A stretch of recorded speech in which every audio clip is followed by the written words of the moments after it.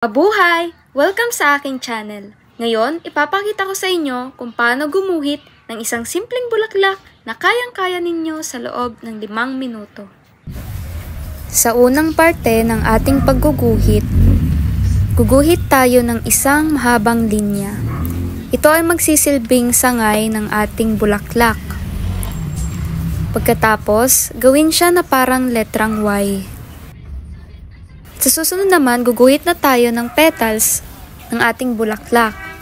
Ito ay parang paletrang U. At pagkatapos, guguhit naman natin ang pinaka-petals niya. Guguhit lang tayo ng oval o kaya ng parang bigas na shape.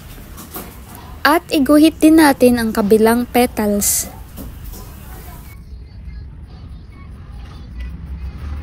Ngayon naman, huwag kalimutang gumuhit din ng petals para sa loob ng bulaklak. Ito ay dapat hindi perpekto, basta maiguhit lang natin ang kanyang pinakahulma.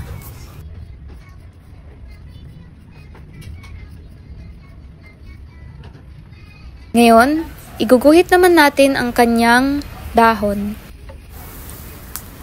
Sa pagguhit nito, para ba tayong guguhit ng letrang A? Para sa mas may depth na effect, i-shade lang natin ng i-shade.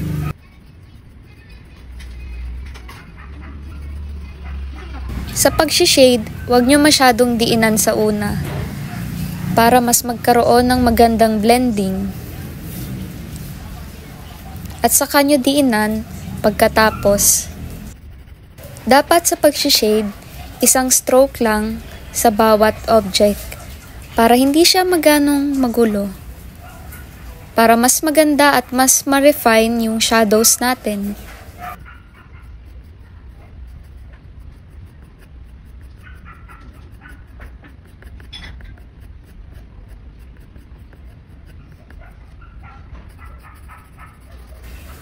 I-blend nyo lang ng i-blend ang inyong pag-shade.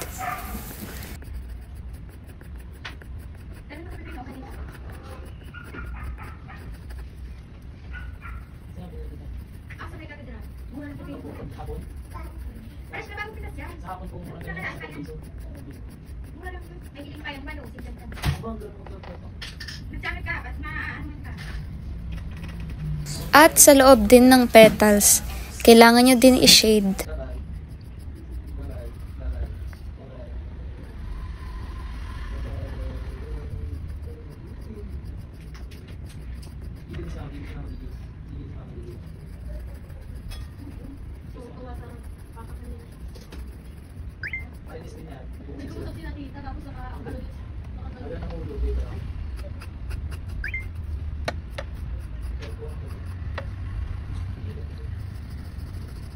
Balik naman tayo sa dahon.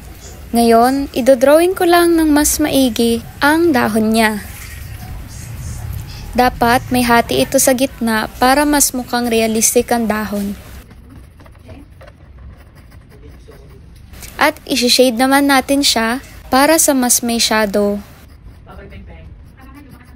Pero kung gusto niyo naman ng mas simple, ang pag-shade ay optional lamang. Pwedeng hindi niyo ito gawin, pero mas maganda pa rin na gawin ninyo para mas mukhang realistic ang inyong drawing.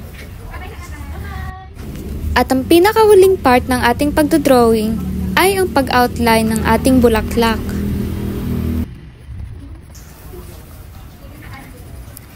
Sa part na ito, dinidiinan ko lang ang nasa labas o ina-outline ko lang ang pinaka-bulaklak para mas makita pa ang hugis ng bulaklak. At para hindi maging matamlay ang ating iginuhit.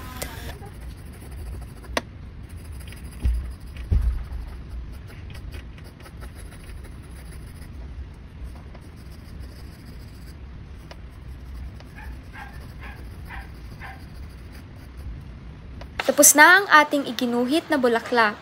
Sana'y magustuhan ninyo at huwag kalimutang mag-like at mag-subscribe para sa mas marami pang tutorials.